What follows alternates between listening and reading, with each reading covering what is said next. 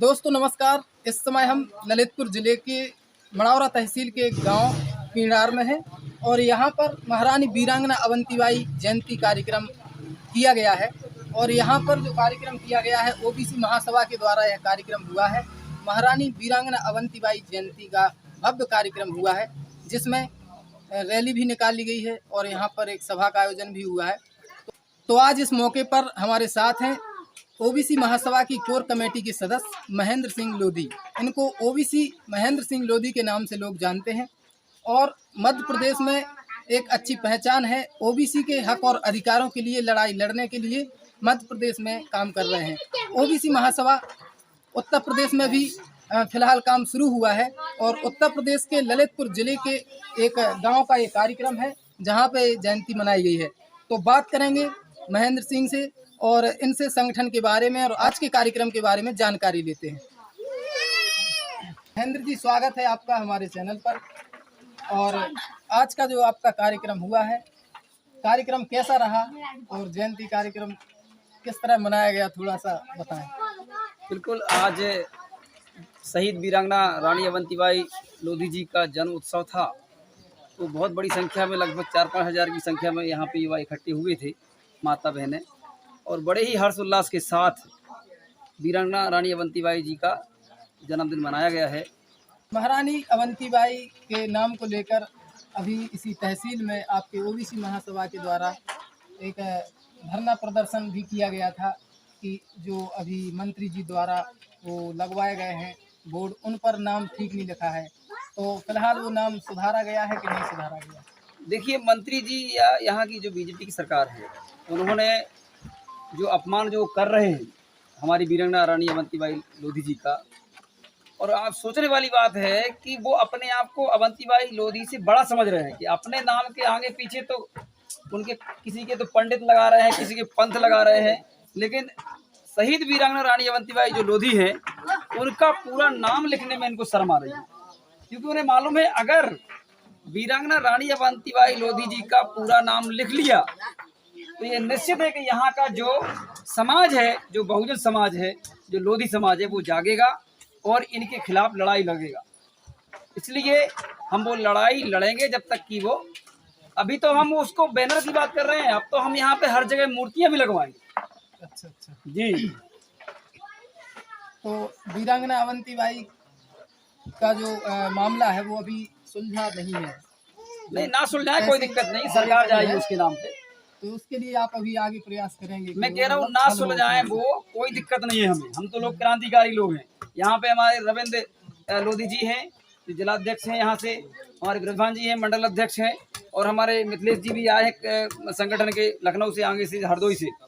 सीधा सिंपल है हमारा, हम बहुजन समाज के जितने भी महापुरुष हैं, चाहे अम्बेडकर साहब हों, चाहे ज्योतिबा फुले हों, सखदेव फुले हों, फातिमा शेख हों, सम्राट अशोक हों, पेरियार, लल्लन यादव, जितने भी हमारे समाज, बहुजन समाज के गुरुजन हैं, उन सब के नाम को आगे करते हुए हम उनके जन्म उत्सव मनाएंगे, उनका बलिदान दिवस मनाएंगे, उनका परिनिर्वाण दिवस मनाएंगे, और पूरे बहुजन समाज को, आदिवासी समाज हो, चाहे एससी समाज हो, बिरसा मुंडा, टट्या भील, जितने भी हमारे क्रांतिकारी सूरवीर रहे हैं, सबको ओबीसी महासभा के बैनर तले उनका जन्म उत्सव, वो सारी चीज़ें जो हम करेंगे ताकि हमारा जो बहुजन समाज है एक हो जाए। बहुत अच्छी बात है। महेंद्र जी, आज इस कार्यक्रम के बहाने आपसे जानकारी ली जाए, आपका परिचय भी हमारे दर्शकों को मिल जाए और थोड़ा आपके संगठन ओबीसी महासभा के बारे में भी कुछ जानकारी दी जाए। देखिए, मैं मध्य प्रदेश का दमोह जिले का रहने वाला हूँ, पेशे से इंजीनियर हूँ, और लगातार 2014 से मैं लगातार ये काम कर रहा हूँ। मुझे खुद एक ज्ञान प्राप्त हुआ है कि जो सवर्ण समाज है इस देश के अंदर, वो कहीं ना कहीं इस देश के पिछड़े, दलित, आदिवासी, माइनॉरिटी का शोषण करने का काम करते हैं। इसलिए खुली लड़ाई में लड़ने का काम करता हूँ। और आपने कहा कि मध्य प्रदेश में तो हम विपक्ष का रोल निभा रहे हैं, लेकिन उत्तर प्रदेश में हमारी शुरुआत अच्छी हुई है। हम अभी, हमारा अयोध्या में कार्यक्रम हुआ था पिछले महीने ही, और इसी महीने शायद अयोध्या में हुआ था, और अभी हमारा ये कार्यक्रम यहाँ हुआ है। तो लगातार उत्तर प्रदेश में हमारी रैलियां हो रही हैं। बुलंदशहर बुलाया गया है, और 9 तारीख को अगले महीने में मैं लखनऊ में भी रहूँगा। तो ये जो है संगठन, ये पूरे बिहार में, उत्तर प्रदेश में, झारखंड में, छत्तीसगढ़ में, आप जहाँ भी कहोगे वहाँ पे हमारा संगठन खड़ा हुआ है। हरियाणा हो चाहे झारखंड हो, तो सब जगह हमारी टीम है। और अभी आपको बताऊं मैं कि हमारा बहुत बड़ा आंदोलन जंतर मंतर पे भी अभी इसी 28 अगस्त को होने वाला है। तो फिलहाल जो ओबीसी महासभा है, ओबीसी महासभा के नाम से आपका संगठन है, हाँ। तो मुख्य उद्देश्य क्या है, किन बिंदुओं पर आप लोग काम कर रहे हैं फिलहाल?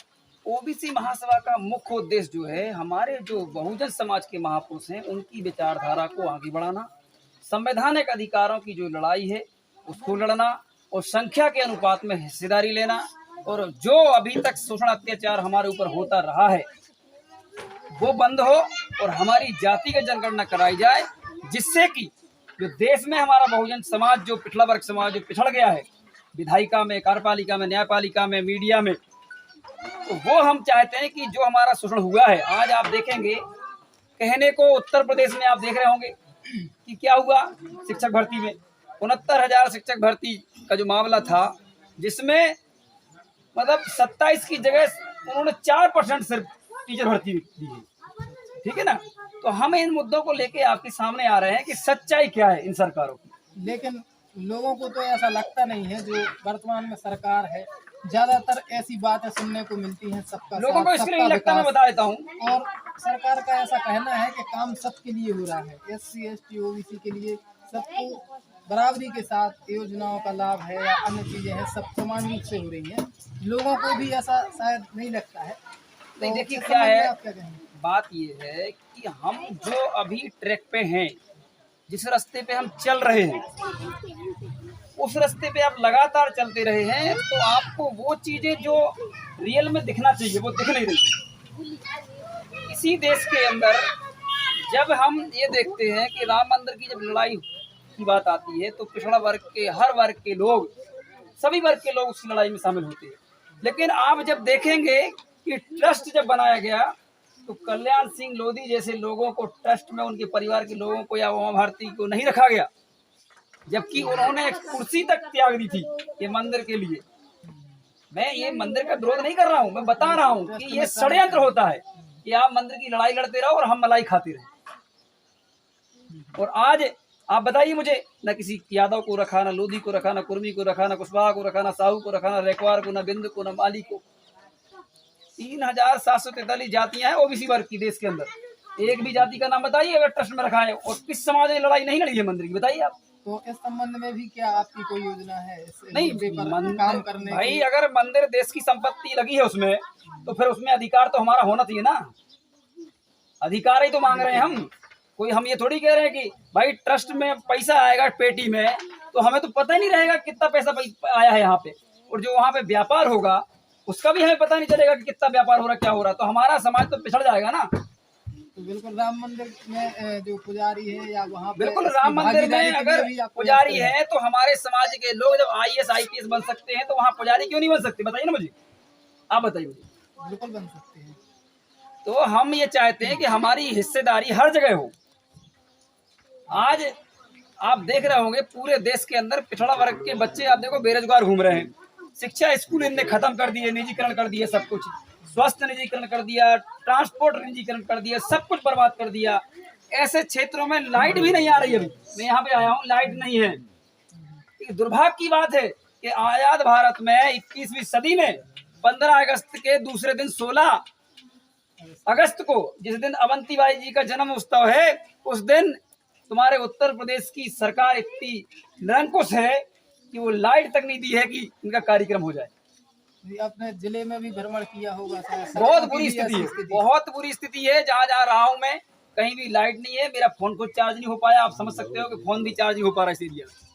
तो महेंद्र जी क्या प्लान है उत्तर प्रदेश में अभी जो ओबीसी मेरा प्लान देखो, मैं किसी सत्ता में बिठाने या लाने के लिए नहीं हूँ। मैं बता देता हूँ, मेरा उद्देश्य है बाबा साहब भीमराव अम्बेडकर, ज्योतिबा फुले, हृदय मतलब लोधी, अवंतीबाई लोधी, फातिमा शेख, सबका जो विजन था कि सभी को समान हिस्सेदारी मिले, उसके लिए हम निरंतर लड़ाई लड़ रहे हैं। और सभी समाजों के जो ओबीसी वर्ग के हैं और हम बहुजन समाज जो ST SC है, सबको मिला के हम एक साथ में चल के और एक बहुत बड़ा संगठन बनाएंगे और हम हक अधिकारों की लड़ाई लड़ेंगे। और मुझे निश्चित मालूम है कि इनको इनके बाप को देना पड़ेगा अधिकार। तो इस समय आप केवल ओबीसी के लिए काम कर रहे हैं, एससी एसटी पूरा? मैं पूरे बहुजन समाज के लिए करता हूँ, क्योंकि मैं लोधी समाज से आता हूँ, ओबीसी वर्ग में आता हूँ। इसलिए हमारा मुख्य जो उद्देश्य है कि हम ओबीसी वर्ग को साथ में लाएंगे। हमारा बहुजन समाज जो एसटी एससी है वो हमारे साथ वैसे भी खड़ा है, उसे पता है जब तक ये समाज नहीं जाएगा तब तक ओबीसी एसटी एससी जो एससी और एसटी है उसके अधिकार नहीं बचेंगे। अभी जो उनको आरक्षण मिल रहा है ना वो भी खत्म कर दिया जाएगा संख्या के अनुपात में जो मिल रहा है। इसलिए हम उनकी तो गिनती हो रही है लेकिन हमारी गिनती नहीं हो रही, तो वो भी हमारा साथ दे रहे हैं कि नहीं, बाबा साहब भीमराव अम्बेडकर ने 340 अनुच्छेद में आपकी हिस्सेदारी लिखी है, आपकी रजिस्ट्री की है, लेकिन आपके बच्चों को मालूम नहीं है कि हमारे पिताजी का ये खेत है। समझ रहे मेरी बात को? तो उस चक्कर में ये सब हमारी लुटाई चल रही है। आज मैं आप बताओ, अगर ये ग्राउंड आपको चल जाए पता कि आपका है तो क्या करेंगे आप? लेने की कोशिश करेंगे नहीं करेंगे? लेकिन यही बाबा साहब भीमराव अम्बेडकर ने संविधान में लिखा है 340 अनुच्छेद में कि प्रथम सरकार बनेगी और प्रथम बार ही ओबीसी समाज की गिनती कराई जाएगी और संख्या के अनुपात में हिस्सेदारी दी जाएगी। लड़ाई इसकी है कि संविधान में हमारे अधिकार निहित हैं। देखिए क्या है, आज़ादी के बाद जब मंडल कमीशन लागू होने वाला था तब ये जो उच्च जाति जो है, जो सवर्ण जिसको कहते हैं, इन्होंने क्या किया कि मंडल के अपोज में कमंडल स्टार्ट किया ताकि ये ओबीसी वर्ग को अधिकार ना मिले, और उसमें हमारे यही लोग शामिल थे लड़ाई जो लड़ रहे कमंडल की। तो देखिए ये जो आप जो कह रहे हैं वो हमारे लोग जो हैं वो अभी जानते नहीं हैं, उन्हें मालूम नहीं है, वो भी वहां प्रताड़ित हैं। ऐसा नहीं है, जो सांसद विधायक हैं वो एक पत्र नहीं लिख सकते हैं कि हमारे क्षेत्र में लाइट आ जाए, समझ गए ना, या हमारे क्षेत्र में इस प्रकार की घटना हो गई है। तो वो गुलाम लोग हैं और उस गुलामी से आज़ादी दिलाने के लिए ओबीसी महासभा काम कर रही है कि इनको भी हम आज़ाद करेंगे। उनको वो बोले नहीं सकते हैं क्योंकि वो आरएसएस के गुलाम है, वो बीजेपी कांग्रेस के गुलाम है, वो तमाम प्रकार की पार्टियों के गुलाम है। चलिए बहुत ही बढ़िया महेंद्र जी, तो ओबीसी महासभा के माध्यम से काम कर रहे हैं। फिलहाल महेंद्र जी अगला कार्यक्रम कहाँ पर है? अगला कार्यक्रम बंडा में है। बंडा में लोधी समाज की, ओबीसी समाज की वर्ग की बेटी, 11 साल की बेटी का अरुण मिश्रा 60 साल के व्यक्ति ने बलात्कार किया है और बेटी के साथ बहुत बड़ा गलत काम हुआ है। इसलिए हम कल वहाँ पे बड़ी संख्या में इकट्ठे होकर एसडीएम का घेराव कर रहे हैं कि उसका जो घर है उस पर बुलडोजर चलाया जाए, जैसा कि अन्य केसों में बुलडोजर चलाया गया है, जैसा कि अन्य केसों में वहाँ चाहे शिवराज सिंह चौहान हो, नरोत्तम मिश्रा हो, बीडी शर्मा हो, जो सरकार में बैठे हैं, बशर्ते उमा भारती भी, कि आखिर क्यों दबाव नहीं बना पा रही कि अगर लोधी समाज की बेटी की इज्जत लूटी गई है तो कम से कम जैसा अन्य केसों में हुआ है बुलडोजर चलाए वैसा इस केस में भी चलना चाहिए। तो हम लोग बंडा जाने वाले हैं अभी। चलिए बधाई हो आपको, आपके संगठन के लिए, और काम करें, एक बड़े वर्ग के लिए आप काम कर रहे हैं। ओबीसी महेंद्र सिंह लोधी आज हमारे साथ थे, और इस तरह की अन्य खबरें, ओबीसी महासभा से जुड़ी अन्य खबरें देखने के लिए हमारे चैनल को सब्सक्राइब करें, और ओबीसी महासभा जो ओबीसी एससी एसटी के हक और अधिकारों के लिए काम कर रही है, महेंद्र सिंह से भी जुड़ें। धन्यवाद। थैंक यू भाई।